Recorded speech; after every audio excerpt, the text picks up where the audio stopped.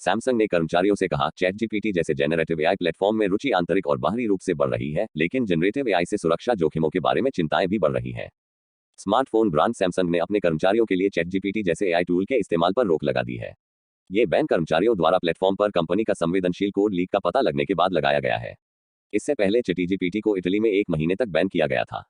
Bloomberg की report के अनुसार दक्षिण कोरिया कंपनी ने सोमवार को अपने सबसे बड़े डिवीजनों में से एक में कर्मचारियों को सूचित किया।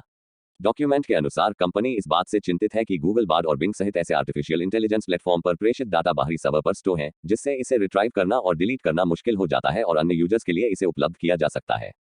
कंपनी ने पिछले महीने आंतरिक रूप से एआई डिवाइस के उपयोग के बारे में एक सर्वे किया था और कहा था कि 65% उत्तरदाताओं का मानना है कि ऐसी सेवाएं सुरक्षा जोखिम पैदा करती हैं। पहले अप्रैल में सैमसंग इंजीनियरों ने गलती से इंटरनल सोर्स कोड को चैट जीपीटी पर अपलोड करके लीक कर दिया था। हालांकि अभी ये स्पष्ट नहीं है कि जानकारी में क्या शामिल था और सैमसंग ने फिलहाल इससे इनकार किया है।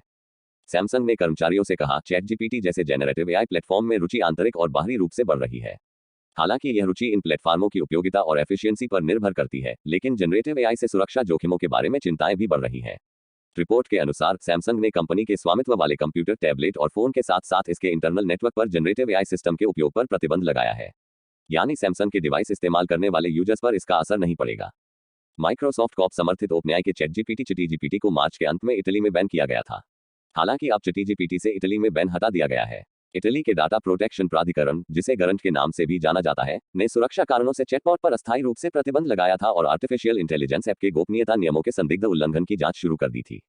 जिसके बाद प्राधिकरण ने देश में चैटबॉट को फिर से शुरू करने की अनुमति देने के लिए ओपनएआई को अपनी चिंताओं को दूर करने के लिए रविवार तक की समय सीमा दी थी। बैन हटने के बाद भी प्राधिकरण चैट जीपीटी की जांच जारी रखेगी। वीडियोस को लाइक और सब्सक्राइब करना ना भूली। Thanks for watching.